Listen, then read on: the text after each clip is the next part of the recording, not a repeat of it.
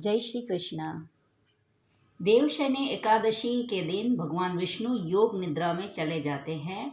देवशयनी एकादशी के बाद 4 महीने तक मांगलिक कार्यों पर रोक लग जाती है, इसलिए ये देवशयनी एकादशी बहुत ही महत्वपूर्ण माना जाता है। देवशयनी एकादशी का हिंदू धर्म में एक अलग ही विशेष महत्व बताया गया है। इस व्रत को करने से भगवान विष्णु के साथ साथ माता पार्वती की भी विशेष कृपा व्यक्ति पर रहती है। आइए जानते हैं देवशयनी एकादशी की तारीख, पूजा का महत्व और उसकी विधि। देवशयनी एकादशी का हिंदू पंचांग में विशेष महत्व है। एकादशी के दिन भगवान विष्णु की पूजा अर्चना की जाती है। इसे हरिशयन एकादशी के नाम से भी जाना जाता है। आषाढ़ मास के शुक्ल पक्ष की एकादशी को आषाढ़ी एकादशी, हरिशयनी एकादशी, पद्मनाभा एकादशी के नाम से भी जाना जाता है।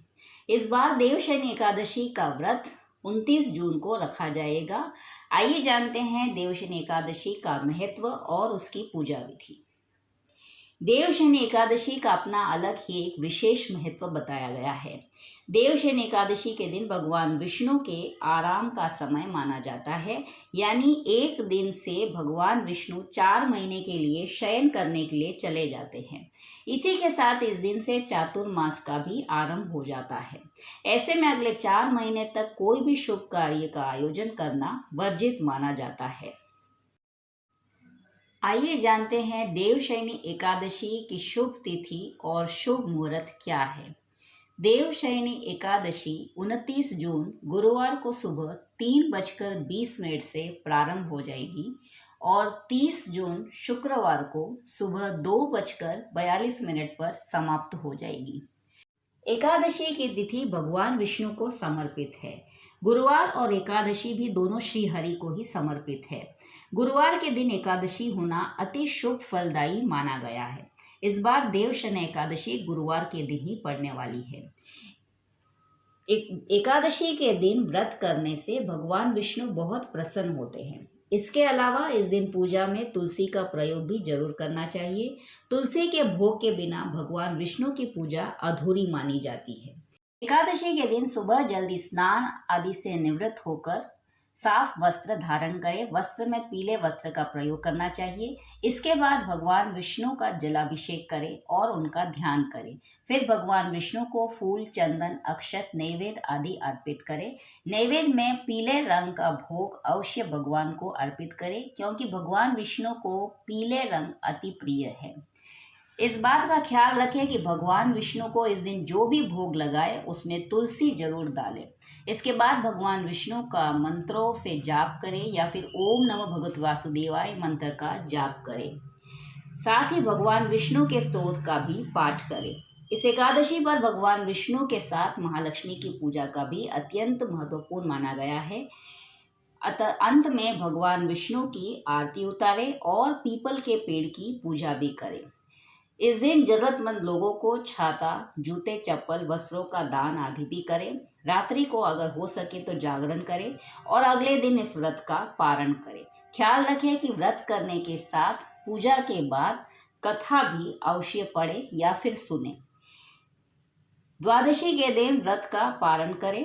पारण करने का शुभ मुहूर्त होगा 30 जून शुक्रवार को सुबह 2:43 पर द्वादशी तिथि प्रारंभ हो जाएगी और द्वादशी तिथि 1 जुलाई शनिवार को सुबह 1:17 तक रहेगी।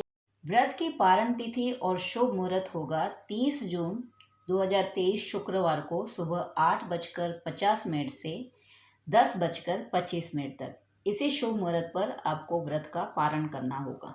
सुनते हैं देवशयनी एकादशी से जुड़ी एक पौराणिक कथा। एक बार देवर्षि नारद जी ने ब्रह्मा जी से देवशयनी एकादशी का महत्व जानना चाहा।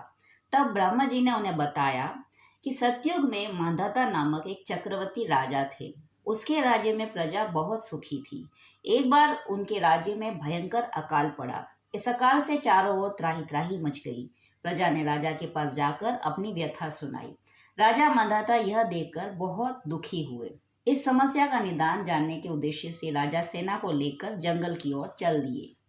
वहां वे एक दिन ब्रह्मा जी के पुत्र अंगिरा ऋषि के आश्रम में पहुंचे। अंगिरा ऋषि ने उनके जंगल में घूमने का कारण पूछा तो राजा ने अपनी समस्या बताई। तब महर्षि अंगिरा ने कहा कि सब युगों से उत्तम यह सतयुग है। इसमें छोटे से पाप का भी बड़ा भयंकर दंड मिलता है। ब्राह्मण के अतिरिक्त किसी अन्य जाति को तप करने का अधिकार नहीं है, जबकि आपके राज्य में एक अन्य जाति का व्यक्ति तप कर रहा है। इसलिए आपके राज्य में वर्षा नहीं हो रही है। जब तक उसका अंत नहीं होगा तब तक यह काल समाप्त नहीं होगा। किंतु राजा का हृदय एक निरपराध तपस्वी को मारने को तैयार नहीं हुआ। तब महर्षि अंगिरा ने राजा को आषाढ़ मास के शुक्ल पक्ष की एकादशी का व्रत करने के लिए कहा। राजा के साथ ही सभी नागरिकों ने भी देवशयन एकादशी का व्रत विधि पूर्वक किया। व्रत के प्रभाव से उनके राज्य में मूसलधार वर्षा हुई और पूरा राज्य धन धान्य से परिपूर्ण हो गया। तो ये थी एकादशी व्रत से जुड़ी एक बहुत ही सुंदर पौराणिक व्रत कथा।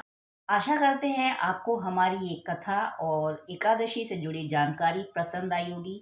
अगर आपको हमारी ये जानकारी पसंद आती है तो प्लीज़ वीडियो को लाइक ज़रूर कीजिएगा। अगर आप चैनल पर नए हैं तो चैनल को सब्सक्राइब करना ना भूलें। फिर मिलते हैं किसी नए विषय के साथ, तब तक के लिए धन्यवाद।